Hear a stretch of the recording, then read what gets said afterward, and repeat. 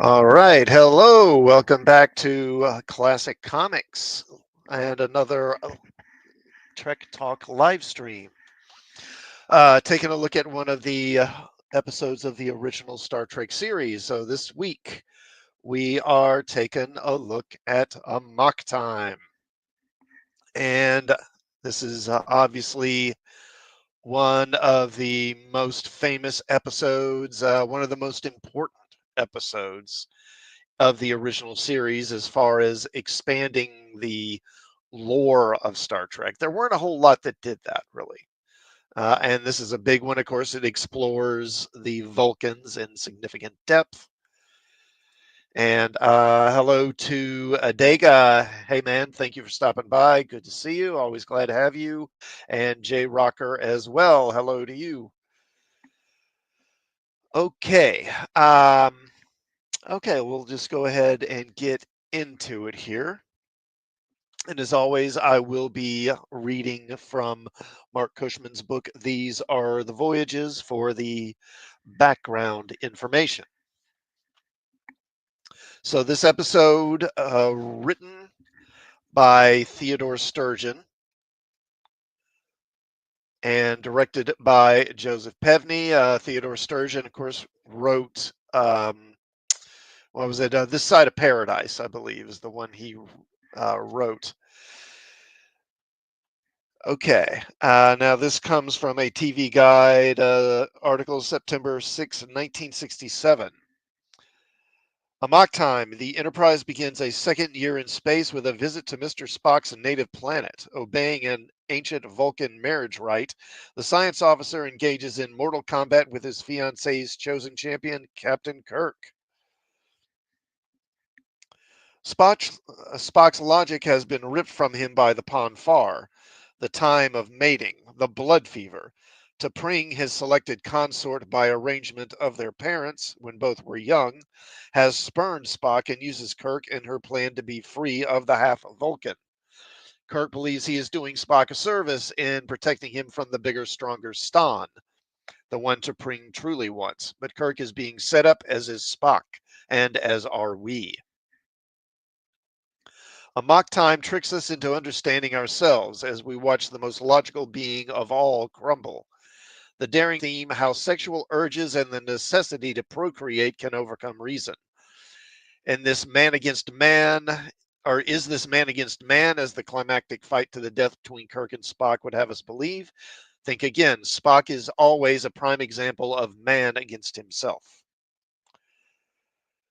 Gene Roddenberry, TV's Jonathan Swift, was at it again. He was the one who came up with the concept for this episode. We understand how the sex drive and the need to procreate can influence and make or break one's life. But in 1967, sexual hormones and mating urges were never discussed on television during the family hours.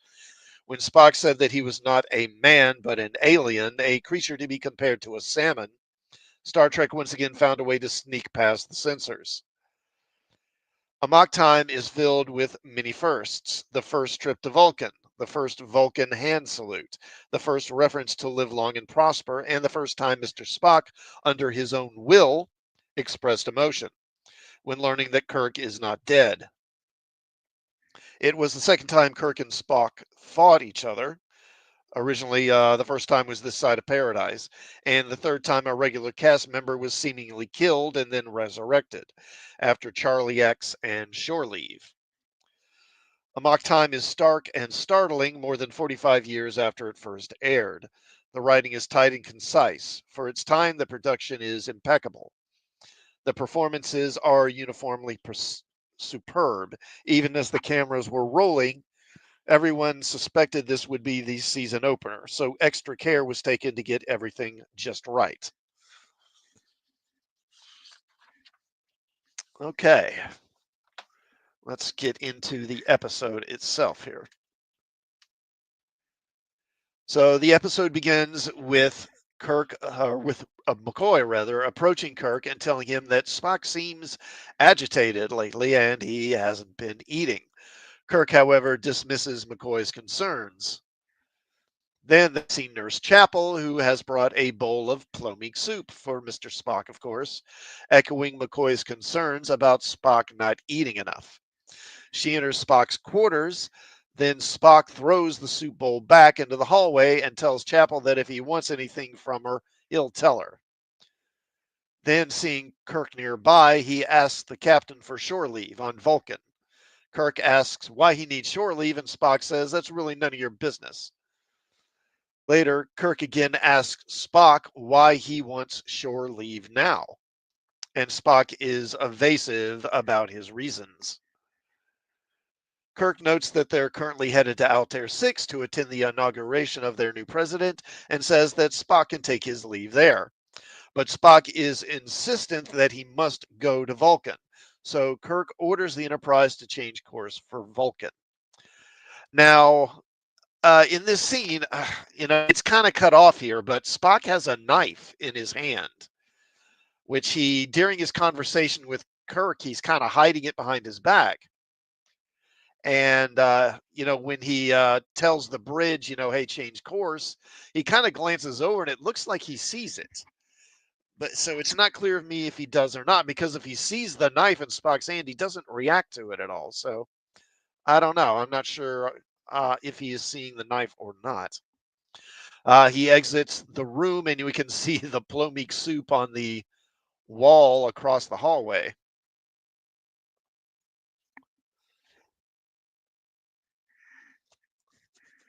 Okay, now later, they receive a message from Starfleet that the inauguration has been moved up a week, and they must change course again, leaving insufficient time for Spock to go to Vulcan. Later, Kirk learns that Spock has ordered the Enterprise back on course to Vulcan, contrary to his orders. He goes to the bridge to confront Spock, and I don't know why, but this scene always kind of makes me laugh. Just Kirk sitting there with his hands on his hips, like, "May I have a word with you, sir?" So they go into the turbo lift, and then Spock says he has no memory of giving the order. He requests that he be locked up as he doesn't want anyone else to see him in his current state. When Kirk asks for an explanation, Spock refuses to say anything further. Kirk then orders Spock to sickbay for a full medical exam, and Spock agrees to it, but only reluctantly. Later, McCoy tells Kirk that Spock is going to die if he doesn't get to Vulcan within a week. Kirk asks for an explanation, but again, McCoy can't give a clear reason for the state of Spock's health, other than something is causing massive amounts of adrenaline to be released in his body, which is causing dangerous levels of internal pressure. McCoy is convinced that Spock knows what's happening, but like with Kirk, he refuses to reveal what is causing it.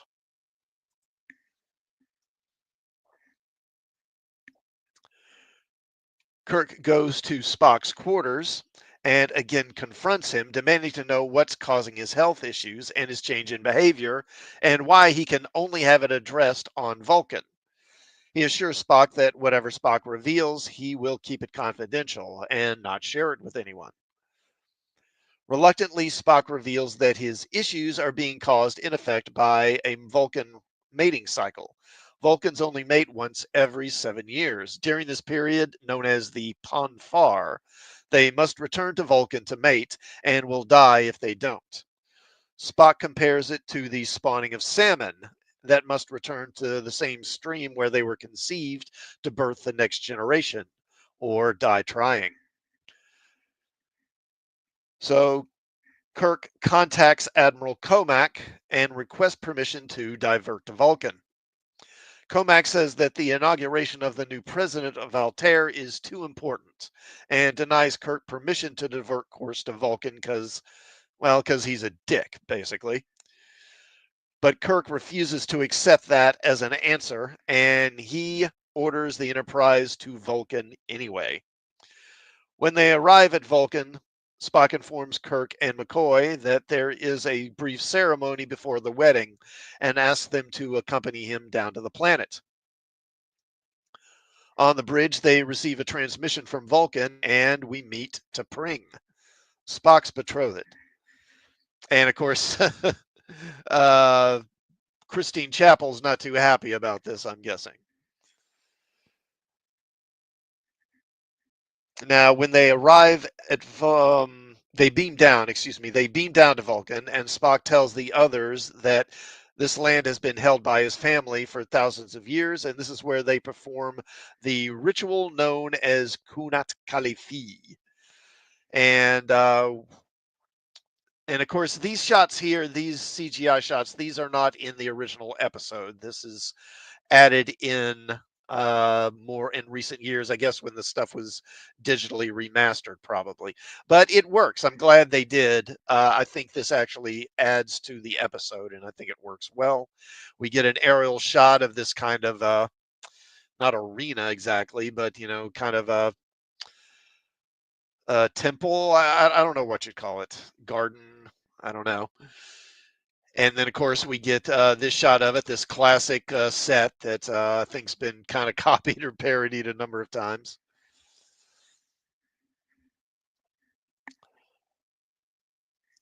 Okay, now apparently Kirk tells McCoy that Kunat Kalifi is Vulcan, and basically it means marriage or challenge. In the distant past, Vulcans had to fight for their mates. Or not so distant past, maybe. McCoy speculates that this is the price that Vulcans pay for keeping their emotions bottled up most of the time. Spock explains that he and T'Pring were betrothed to one another when they were young children. 7 years old, I believe, is what he said. When the wedding party arrives, Kirk and McCoy are stunned to see that T'Pau, a famous and very important Vulcan, is a member of the wedding party. And they speculate that Spock's family must be highly connected politically. Now, of course, given what happens later, you wonder why aren't Spock's parents here, or more of his family here. But obviously, they hadn't given Spock parents yet and a family. And also, they might just argue that, well, actually, since Vulcans are not emotional, they really don't see it that important to be there, maybe. I don't know. Although you would think that Amanda, his mother, would certainly want to be there for his wedding. I find it hard to believe she wouldn't want to be there. And then, for the first time, we see the Vulcan hand salute as part of the wedding ritual. Although I think it's worth noting that it's actually T'Pau that does it first, not Spock. So she's actually the first person to ever do it.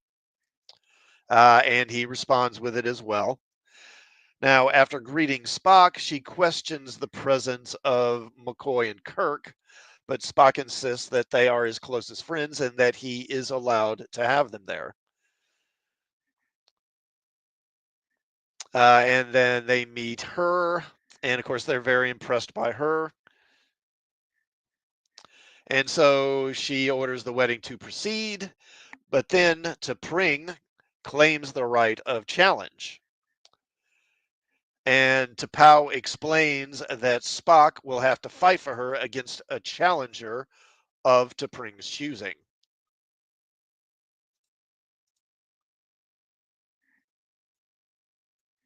She further explains that Spock is now deep in the placto, the blood fever, and won't speak to them until after the ritual is complete.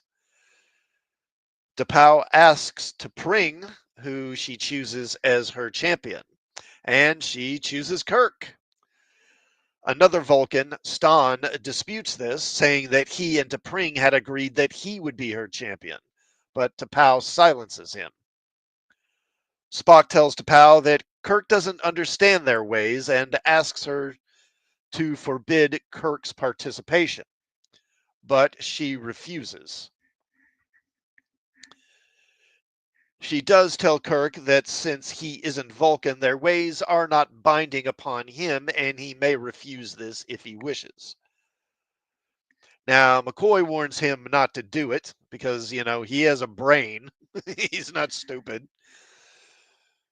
But Kirk says that in his current state, Spock may lose to the challenge if he fights Ston, and reasons that he may be able to subdue Spock or knock him unconscious without really hurting him.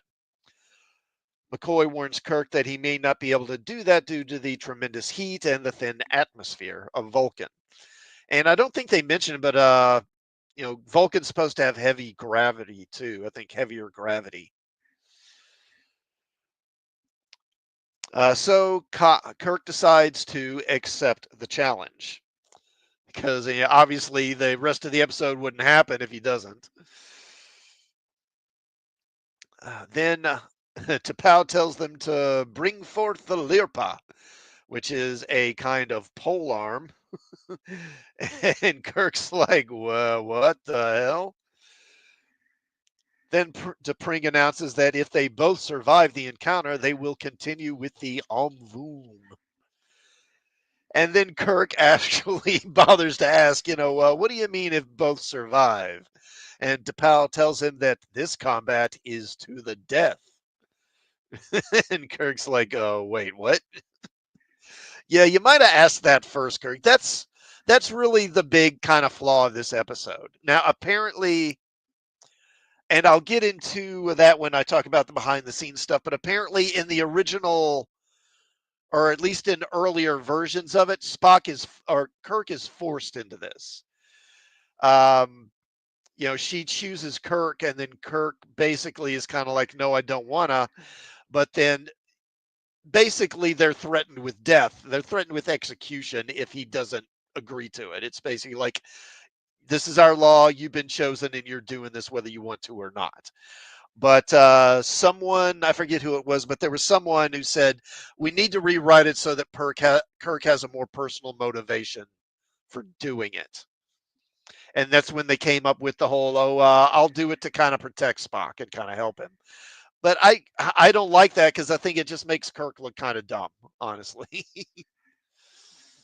I think they should have stuck with the original thing. So Kirk and McCoy are like, well, wait a minute now. But T'Pau warns them that they will accept no more outbursts, and McCoy at least is threatened with death if they don't comply.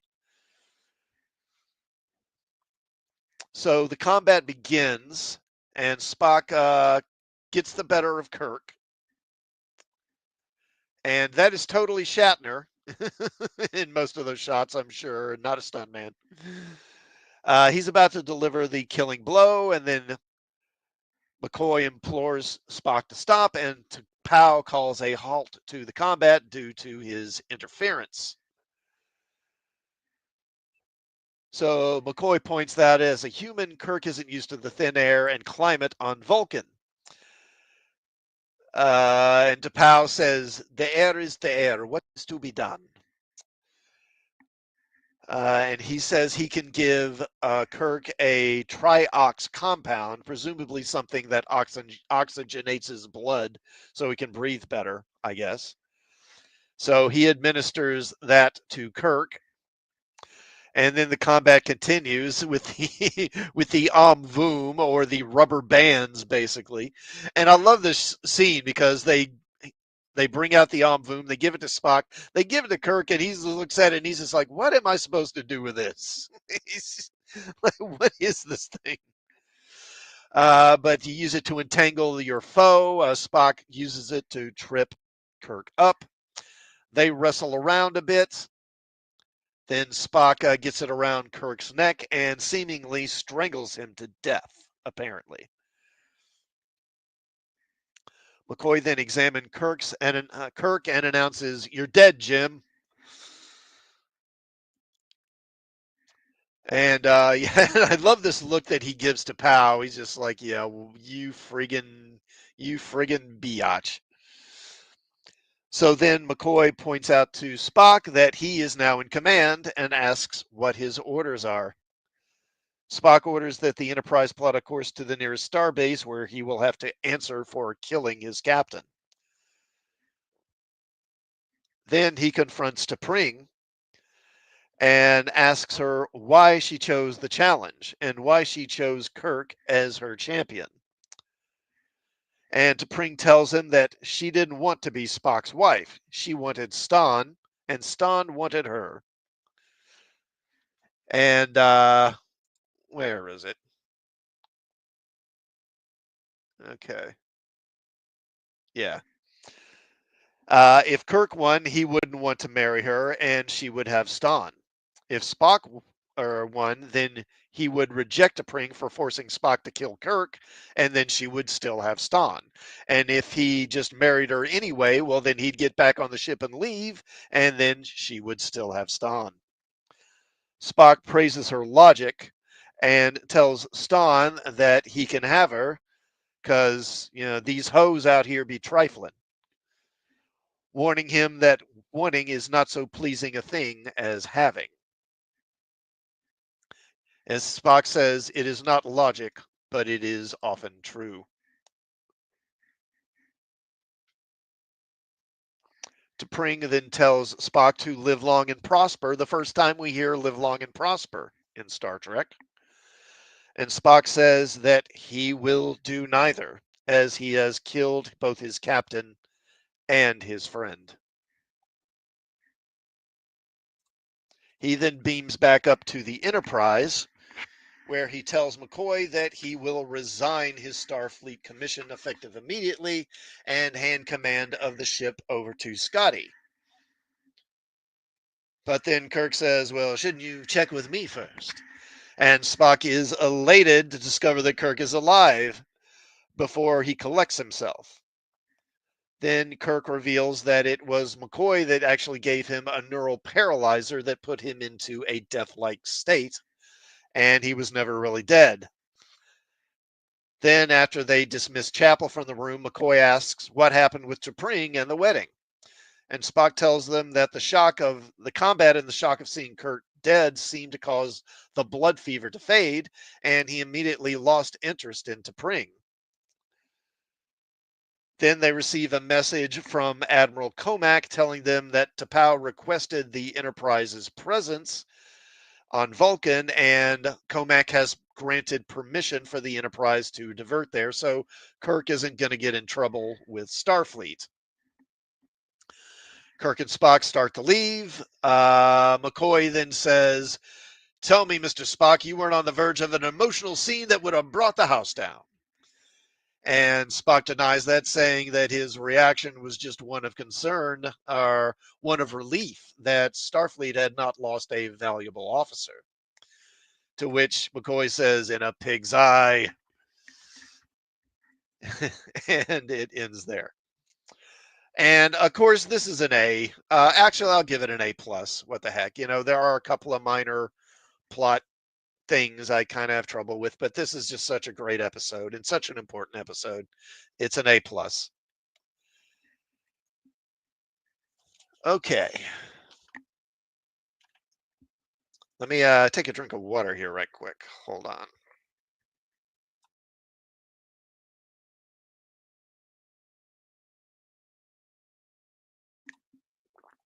Okay.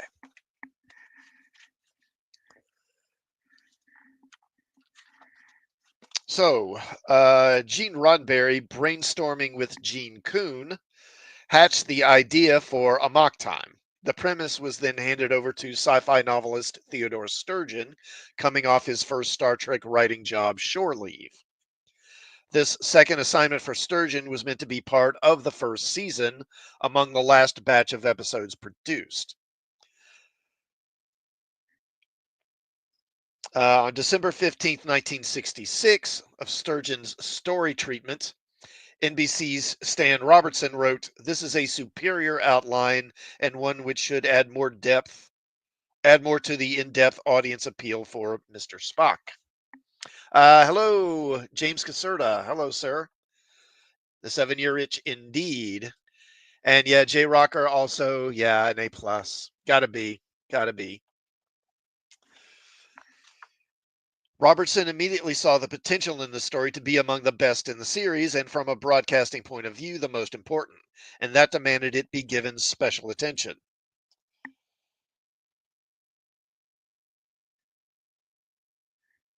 Robertson felt that Kirk needed a better reason to fight Spock than the original treatment indicated, where he only engaged in the combat because he was chosen and Vulcan law demanded his involvement. Robertson suggested that Kirk proceed, perhaps with the idea that it would save Spock's life. Okay, so it was Stan Robertson who did that at NBC. Robertson also wanted better clarification as to why Spock would die if not returned to Vulcan, and this led to the chilling comparison to salmon swimming upstream. With these notes in hand, Sturgeon was sent home to write the script. Dorothy Fontana said, quote, Amok time took a lot of time to get out of Theodore Sturgeon, who wasn't really used to television pace. He was used to writing his own short stories and novels at his own speed. It was now clear that this was going to have to be a second season episode. Regardless, 3 months after Sturgeon had started the script, Roddenberry sent word to the writer's agent. We must get our first draft from Ted Sturgeon soon, or regretfully cut him off and assign the project to another writer. Where is he? How is he? What is he doing? Sturgeon relented and sent in what he had on paper so far.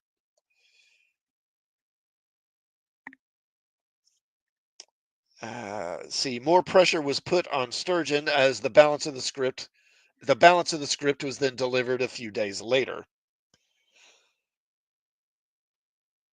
Now, Fontana took issue with a character Sturgeon had invented, Maggie, a young female crew member who is smitten with Mr. Spock.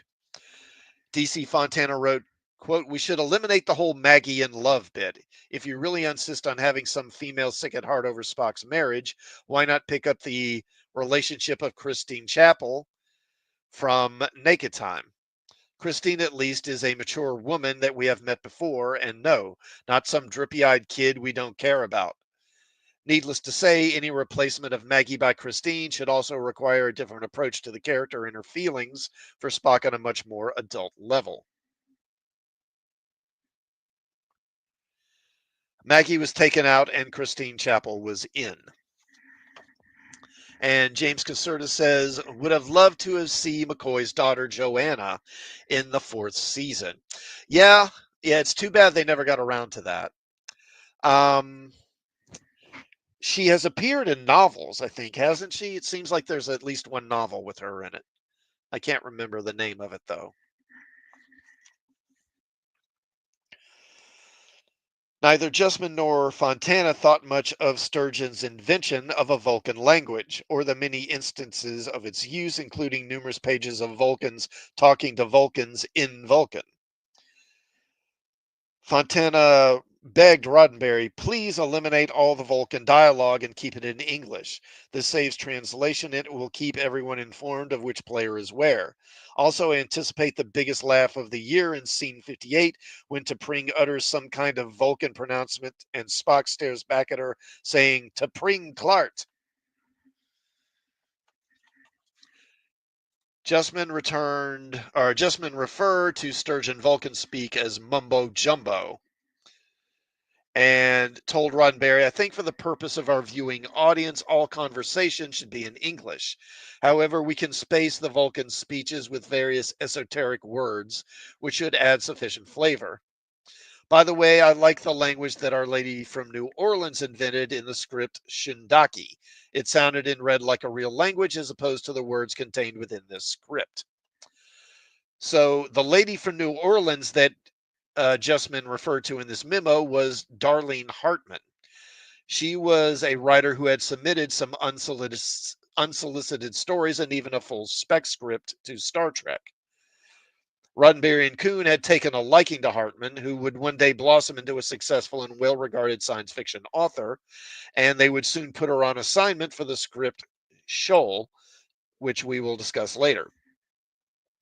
Gene Kuhn's secretary, Andy Richardson Kindred, said, quote, Kellum DeForest was a lovely man and he was really good, but Peter Sloman and Joan Pierce were the reader and the second reader on the Star Trek scripts.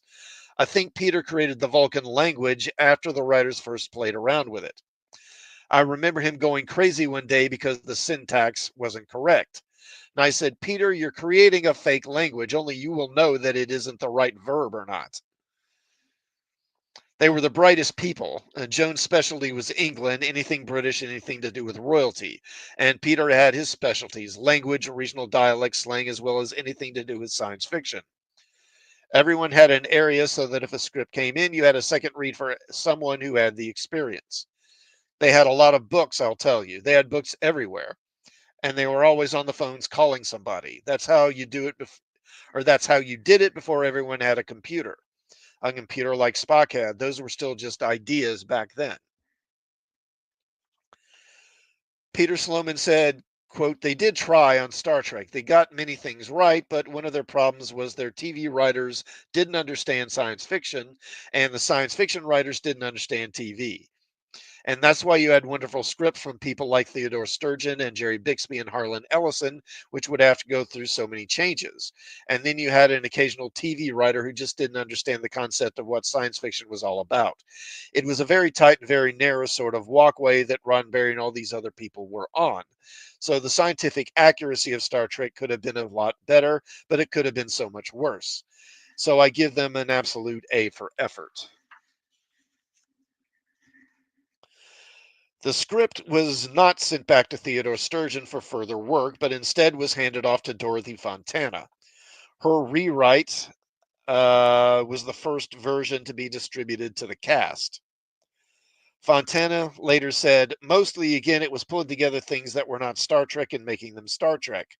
There were some glitches, like the first scene, as I wrote it, you see Nurse Chapel going into Spock's quarters, and she has the soup. And then she comes out screaming, and the suit comes flying out after her. The way Ted originally wrote that scene was that Chapel comes to Kirk and says, in a sense, you should see what just happened. You should see what Spock just did. You can't do that. You have to show. You can't just say you should have seen it. Yes, the audience should have seen it, so you have to show them. It was things like that. And then with the so-called love story, the bride and the man she really wants, I put in the fact that she was very calculating, saying, you'll be gone and I'll still be here and Stan will still be here. Like the Julie Newmar character in Friday's Child, but Gene didn't allow it there. So I brought some of that into this one. And the characters needed to be more clearly defined and motivated, since I had become the resident Vulcan expert. But delving into the Vulcan culture that nobody had ever seen before, the ceremony, the formality, this woman who was head of the council, T'Pau, that was all basically Sturgeon. But we made it more Star Trek. Pleased with Fontana's rewrite, Leonard Nimoy wrote to Roddenberry, have just finished reading Amok Time and am very happy with it. I think that the story was very successfully involves all our central characters in strong and meaningful relationships. There's a strong line of suspense and emotional contact throughout the script.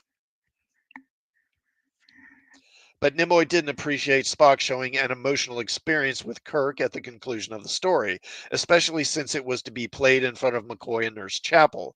Recalling his suggestion for the naked time, he wrote, I think that Spock would go off and do that by himself.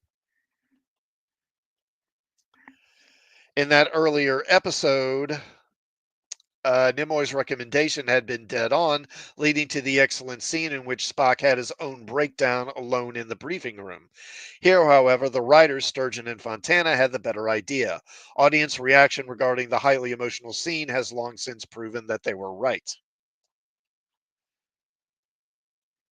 Gene Kuhn had his turn with the script, and especially Act 4. His version was the final draft dated May 31st. Then Gene Roddenberry left his imprint on the script as well with a revised final draft dated June 1st. Kuhn got it back for a second revised final draft from June 5th, plus two additional sets of revisions on June 7th and 8th. And finally, all were satisfied. They had to be because production was beginning the very next day. Amok Time was pushed back several weeks to be the fifth episode filmed for the new season. The less important script Roddenberry spoke of to be quickly hammered into shape and hurried into production was Cat's Paw, and then three more followed: Metamorphosis, Friday's Child, and Who Mourns for Adonias, allowing Amok Time more time for the script to be finessed and the planet Vulcan to be imagined and realized. Shortly after Sturgeon's first draft script arrived, Roddenberry wrote to Kuhn, quote, Spock's planet must be somehow different from ours, a hot and arid place with slightly less atmosphere and slightly more mass and gravity. Fortunately for us, arid locations are quite easy to come by in Southern California, although we may want to go to a further exterior than something like Vasquez Rocks, and naturally go for something like the sand dune location out of Palm Springs or Mojave. Justman disagreed. He argued that they could not mix scenes shot outdoors with other scenes shot on a stage, even with the use of rear projection process shots, and keep Vulcan truly unearth-like. He told Kuhn, quote, "We can create any color sky we wish on stage 10. If we do not use process, combining dialogue filmed on the sound stage with exterior shots taken in the desert, we are trapped into doing a blue sky. Let's instead try to get some sort of forced perspective on stage 10 and take advantage of the elements that we have to work with." Amok time was a little difficult to do, admitted Dorothy Fontana. In terms of production, how the heck were we going to do this? And let me go back to,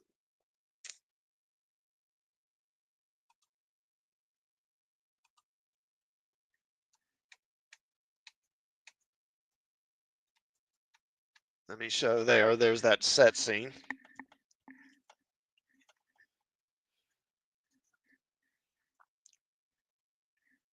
In terms of production, how the heck were we going to do this? Where were we going to do this? We finally ended up doing it on the stage because no location that they looked at was really right.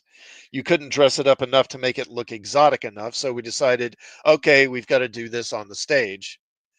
Set designer Matt Jeffries, in a 1968 interview for Inside Star Trek issue 12, said, "A mock time was rough just to get the feeling and everything in it.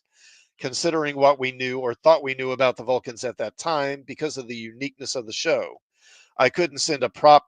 I couldn't send to a prop house and get what I needed. We had to make everything from scratch for the series. There weren't many prop houses that stock items like Vulcan wind chimes." Before Jeffries could make the props or design the set, he had to visualize everything. The man who drew the blueprints for the Enterprise now had to conceive an entire world and its people. People familiar with the series know Spock as a logical, stoic individual, Jeffries said. Since he is only half Vulcan, the inhabitants of his home planet would be even more so. Therefore, we not only had the three dimensions of the set to take into consideration, but a philosophy as well. The set had to reflect the people. What we came up with is actually quite simple in appearance but straightforward. It looked like something carved from the rim of a volcano. As Spock himself might say, it's extremely logical. In a mock time, before we ever see Vulcan, we get a sense of Vulcan with a visit to Spock's quarters. We got a glimpse of Spock's shipboard living space in the menagerie, but now the entire cabin would be seen. Let me show that. Let's see. Let me.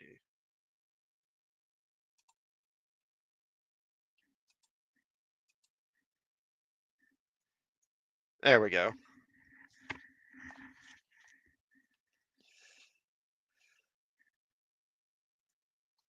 Jeffries envisioned Spock's quarters as giving evidence of the hidden side of his Vulcan personality, the polar opposite of his well maintained cool. During all the final writing and designing, Joseph Pesney was hired to direct. This was already his third episode for the new season.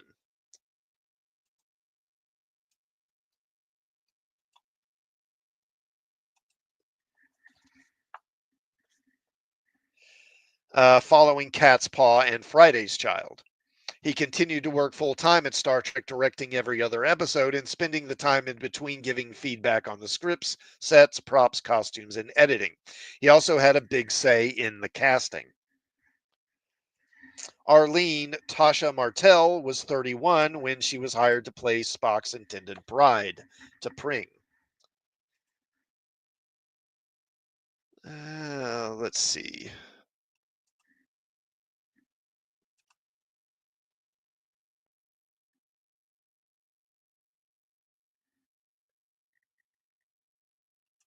There she is.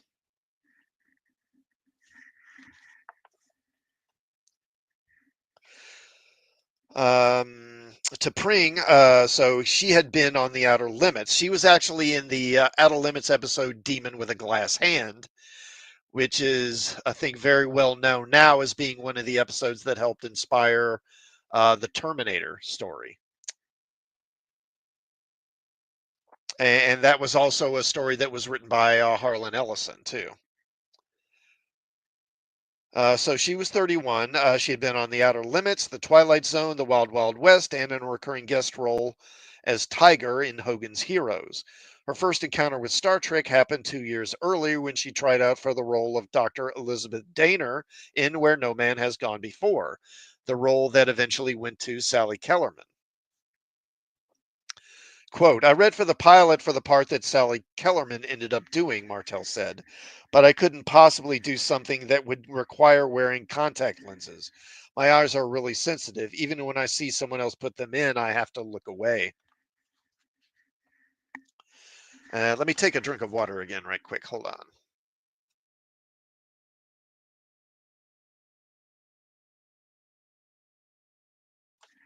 Okay.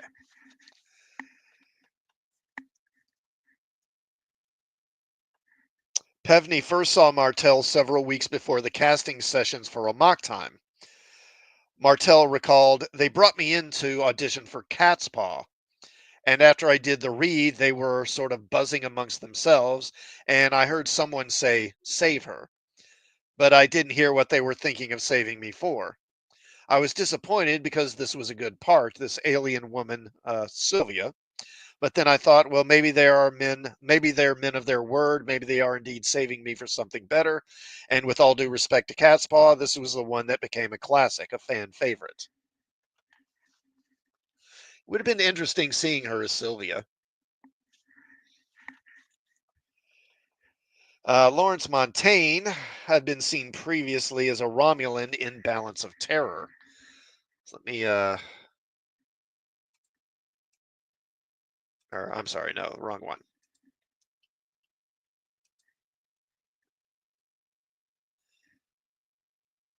Eh, let me bring that up. So I'll find him. There he is.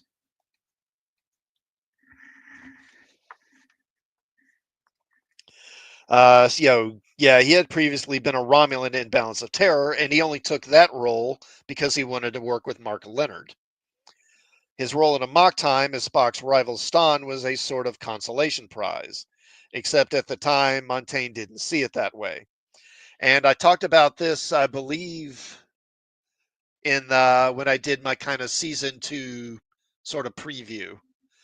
In between the first and second season, Leonard Nimoy held out for more money. He wanted to renegotiate his contract because Spock had become so popular, and he wanted to capitalize on it. And he and the studio were at odds for a while, and it was kind of up in the air if he was going to come back or not. And during that period, they started to look for a potential replacement for Spock.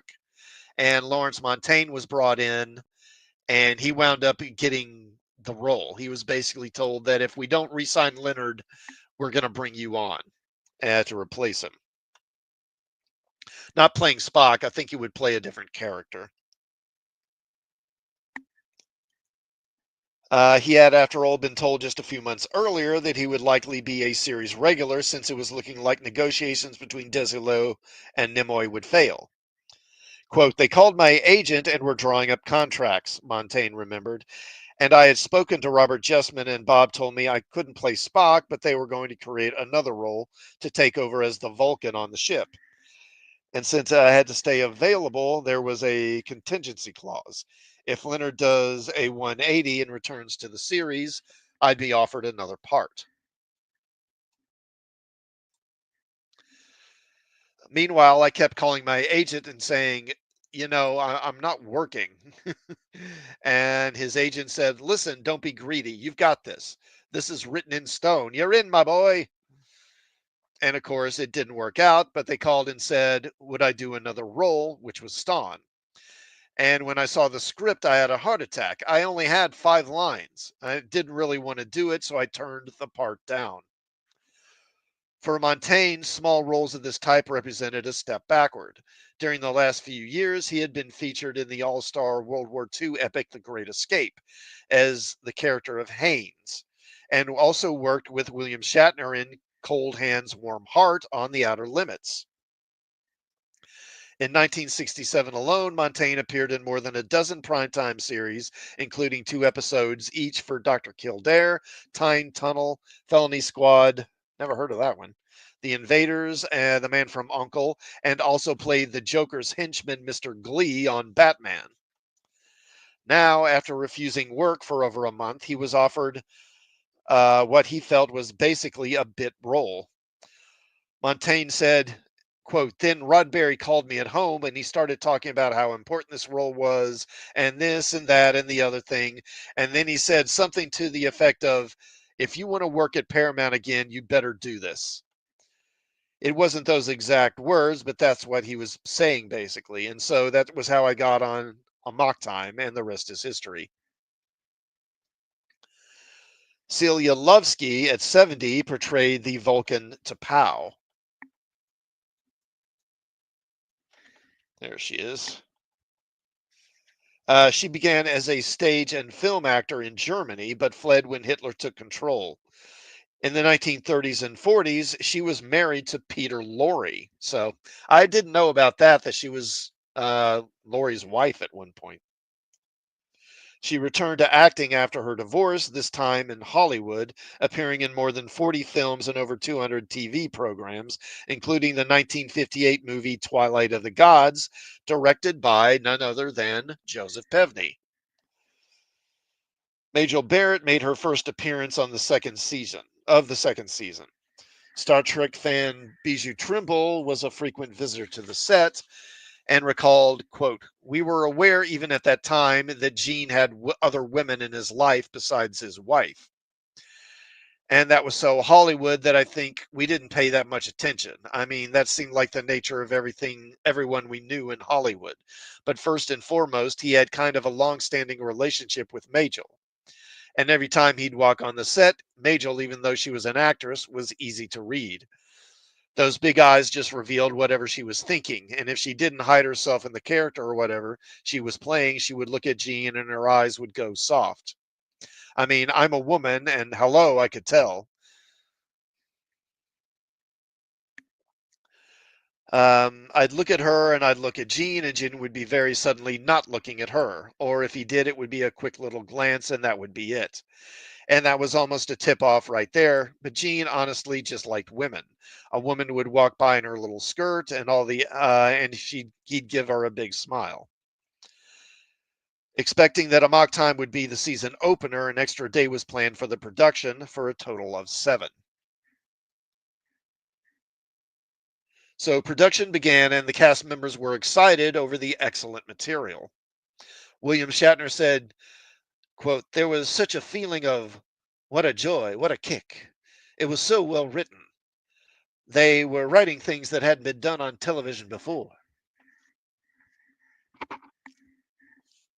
So on day 4 of shooting, just like Leonard Nimoy, Arlene Martell had an early call time, well before the sun had risen, allowing her to be transformed into a Vulcan. Quote, it was very exciting, Martell said of her 2-hour session in makeup. I always looked different than the girl next door anyway, but this was the first time I'd been given prosthetics. I remember how painstakingly involved Fred Phillips was. I told him, I'm very sensitive about anyone doing my eye makeup. And he said, don't worry, don't give it a thought. I'll respect your sensitivity about your eyes. And he was so careful, and it was so wonderful how he made me look. He really loved women, making them up to look their best. And I thought I looked gorgeous with pointed ears. But with that makeup he did, I looked stunningly gorgeous. And she does. I mean, I think he makes her look really lovely. Let's go back. There she is. Martell was not as pleased with the alien gown that Bill Theiss put her in, saying, my costume actually made me bleed. It was made of metallic wire, and at the end of each day, I was bloody underneath my rib cage. Bill Theiss would Could have easily put something in to make it more comfortable, I'm sure. He was a very sweet man. He wasn't sadistic, but I didn't speak up. I was feeling too timid being there and too happy to have this particular acting job. But I wasn't happy to have that costume. The design, which I understood, was very geometric. I had a really good body, which they concealed totally, and I thought it looked like a maternity dress. I thought maybe they see the character as trying to conceal that she is pregnant. So that's what I gave myself, that idea about her. And let's look at her a better look at the dress. So that's not a good look. So that's a little better.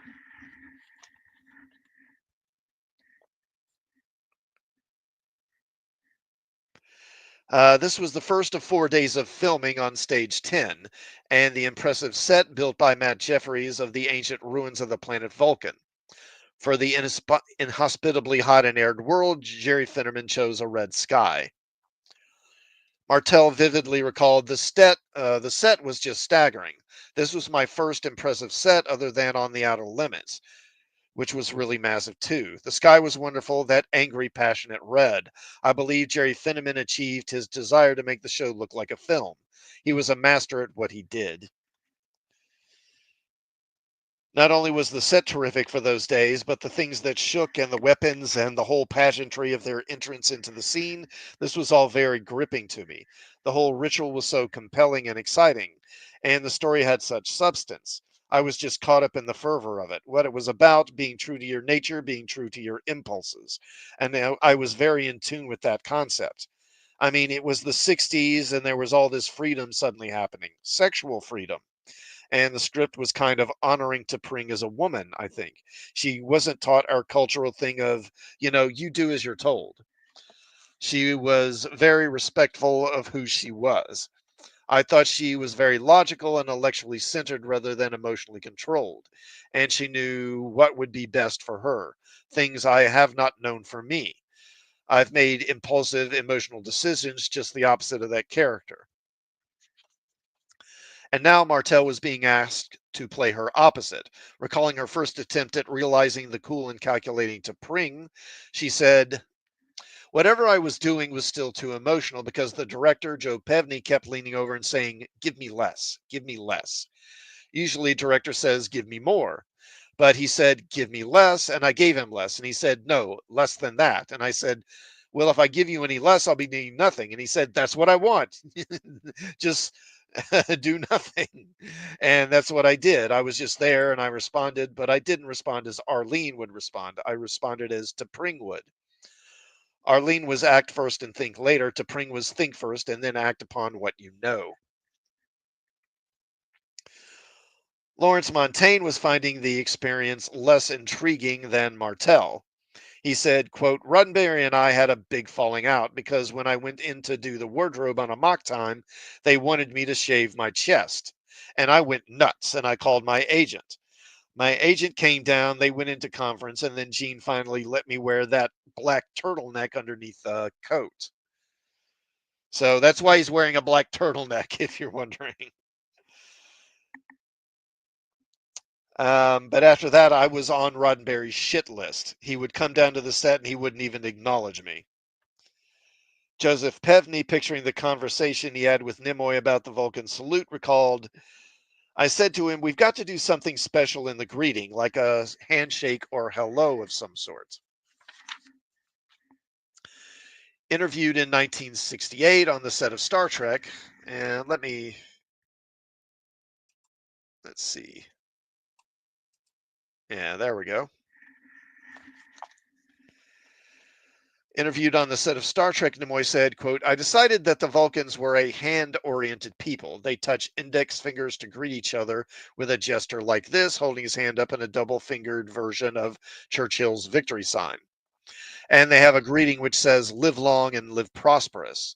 Now, I haven't been able to work those kind of ideas in every script, but this is the kind of thing I'm working towards. Of the salute, Pevney said, it worked wonderfully. Nimoy remembered Joseph Pevney was intrigued. He liked the idea, and he went to Celia Lovsky, to Pow, and explained to her what we would do. The problem was that Celia couldn't do it. We figured out a way through a simple camera trick to get it done. The camera moved in close in on her, and below the camera frame, she got her hand in the proper position. Then, when the time came, she was ready and got that hand up there, and the Vulcan hand salute was born. When you see the episode, watch carefully, and you'll notice that her hand is down out of frame, and then her hand pops up. Then on the fifth day of filming, there was a second day on the Vulcan set covering the remainder of the pre-fight dialogue. Arlene Martell recalled, Bill Shatner certainly didn't help my concentration. He kept trying to break me up, saying very risque things that were a play on the Vulcan words like pon far. He had his own take on that and the other Vulcan terminology, all sexual innuendos. And he is funny, so there's all this giggling, and I'm pleading with him, you're going to get me fired. And finally, the director came over and said, do I have to separate you two? He spoke to us like we were kids misbehaving, and I thought, oh, great, here it comes. They're going to fire me. Bill made it very difficult, both fun and difficult. Leonard, on the other hand, was very remote, as was his character. He and I had worked together before on a show called The Rebel with Nick Adams. He played my brother-in-law, and we were these mountain folk who spoke with a drawl. It was a totally different character, and we had fun doing that. So I understood he was just staying in character. He didn't make an apology. He would just go out by himself, knowing how to protect himself that way. And I respect that and honor an actor honoring their work and doing whatever they have to. But I did know how to keep from reacting to Bill. And for Joseph Pevney, he became very irritated with me. Lawrence Montaigne, who knew Nimoy from years before, remembered a curious prank. He said, I was all dressed up in my costume with my ears and the whole 9 yards, and they called for lunch. So I went with some of the other actors to the commissary. As we sat down, a tour bus pulled up outside and they unloaded all these tourists. They came into the commissary and they immediately made a beeline to my table. Mr. Nimoy, can we have your autograph? And I'm sitting there thinking, oh God. I didn't want to embarrass anyone, so I just signed Leonard's name. Well, after lunch, we went back to the set, and Leonard Nimoy's sitting off somewhere in his little chair by himself. And I walked over and I said, Leonard, you won't believe the funniest thing happened. He looked up and I told him how I was sitting in the commissary and all these tourists came in and mistook me for him and wanted his autograph. And I said, but don't worry, I told them to all go F themselves. He was mortified, and it was a stone-faced Nimoy. It was priceless.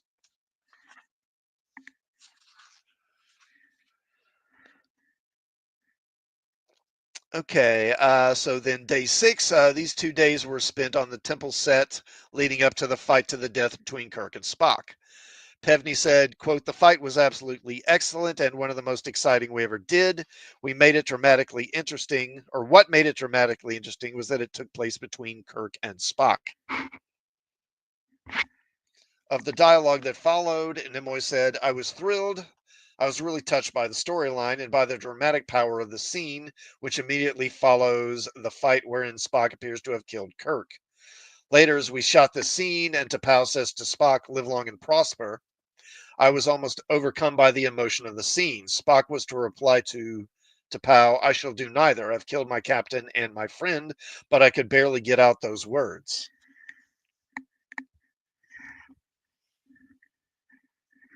Okay, now here's an interesting thing. So, you've got the bit where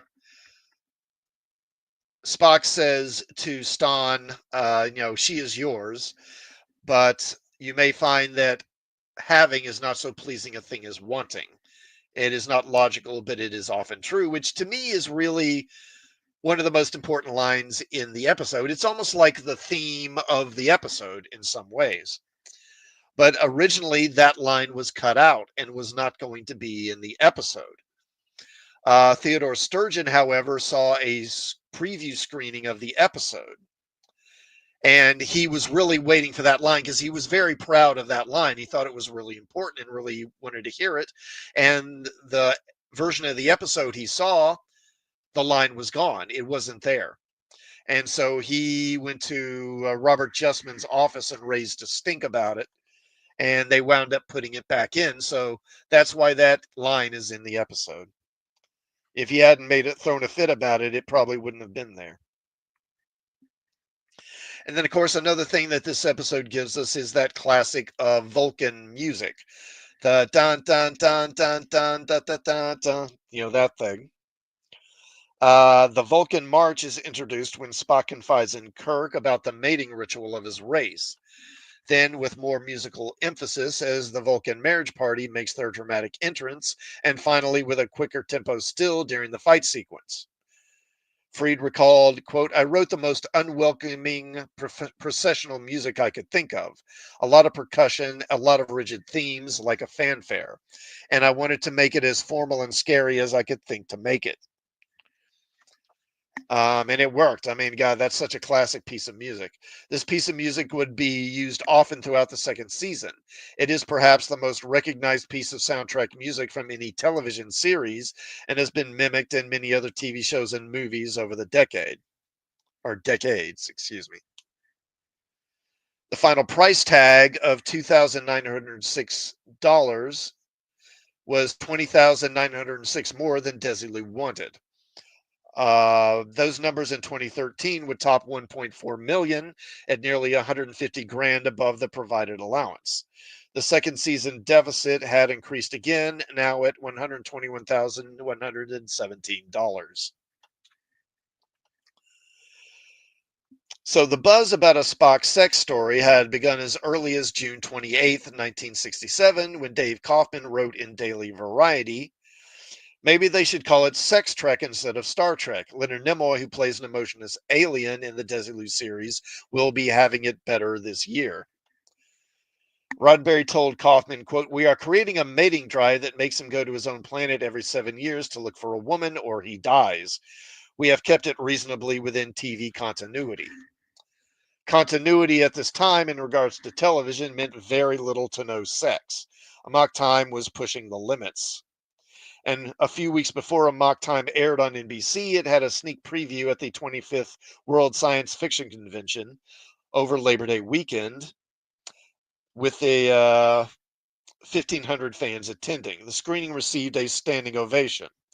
Later, during the weekend event, the Menagerie Parts 1 and 2 won the grand prize, the coveted Hugo Award, as Best Science Fiction Presentation of 1966. Also nominated was the motion picture Fahrenheit 451 and Fantastic Voyage, and two other Star Trek episodes, The Corbomite Maneuver and The Naked Time. Roddenberry, Kuhn, and Justman, as well as the programmers at NBC, liked Amok Time enough to use it to open Star Trek's sophomore season. It was a clear signal to the viewing audience that just because the series was now on Friday nights, it was not dumbing itself down for the kids. Arlene Martell was watching Star Trek on the night Amok Time first aired, and she said, quote, it bowled me over. I thought it was outstanding. I forget who I was with when I was watching it, but they said, wow, they've got to bring you back. That was really good. Okay, so this aired Friday, September 15th, 1967.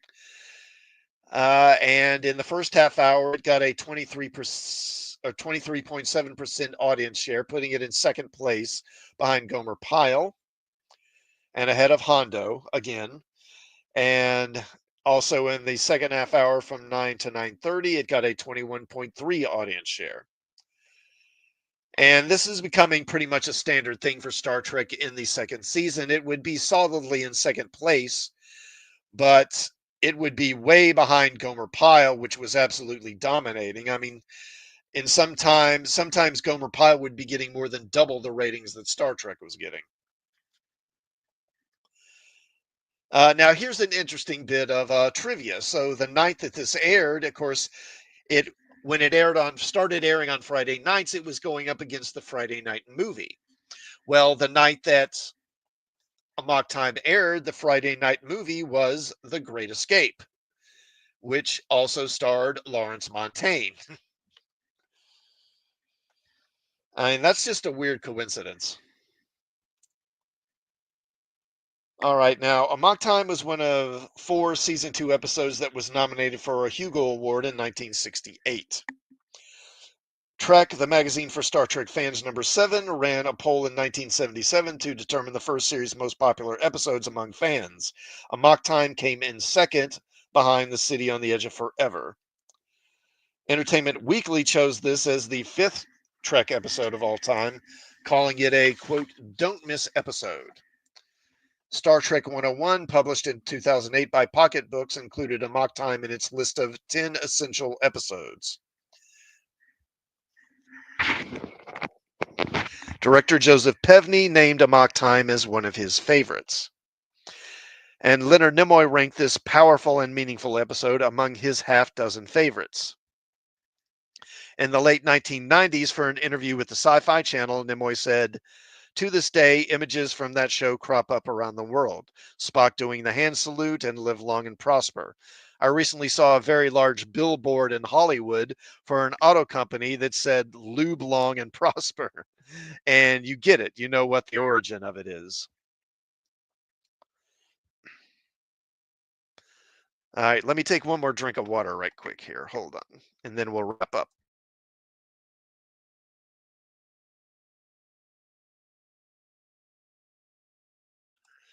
All right. So there was, they got quite a bit of mail, fan mail for this episode. Before the episode aired, they received this letter.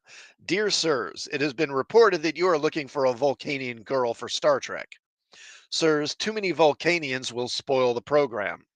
Please leave Spock as the only Vulcanian because even though Spock has no emotions, you never know with a Vulcanian girl around. So don't get one because I'm afraid I agree with all my friends. If we can't have Spock to ourselves, we'll turn the channel.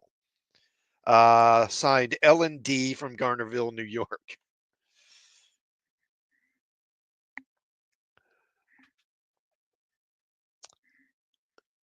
Okay, and then there's another letter here. Dear Mr. Roddenberry and Mr. Nimoy, I'm glad NBC changed Star Trek to Friday night because now I can stay up and watch.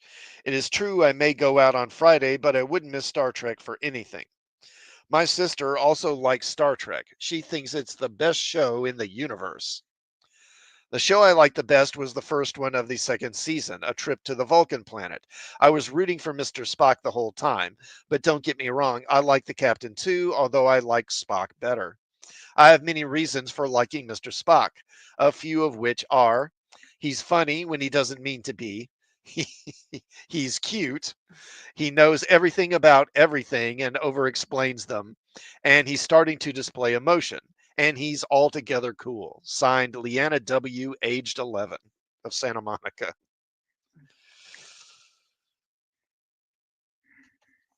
Theodore Sturgeon recalled, one reason Star Trek worked is that it was a writer oriented show. I was all over that lot. Wherever I wanted to go, I was free to go. I studied the actors. I wrote Kirk just exactly the way Bill spoke. And this is quite a change because if you'll remember in the first season, there was a point where he and Roddenberry were basically not talking to each other. They really got uh, at cross purposes because Sturgeon was getting really upset over all the rewrites.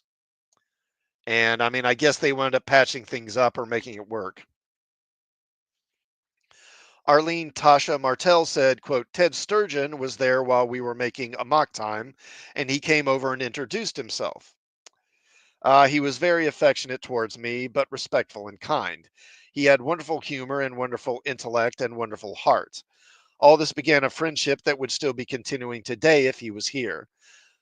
And I believe it is still continuing, even though he's not. He wasn't one to hide his feelings.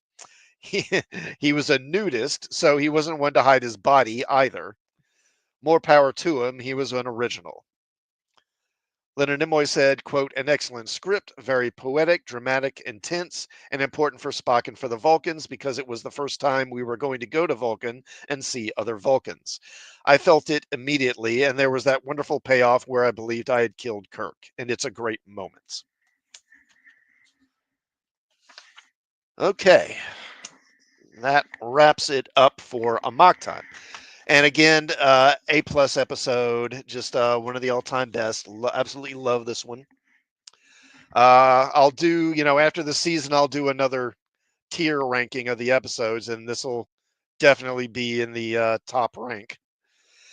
All right, so next week is what is next week? I'm sorry, I should have looked at that.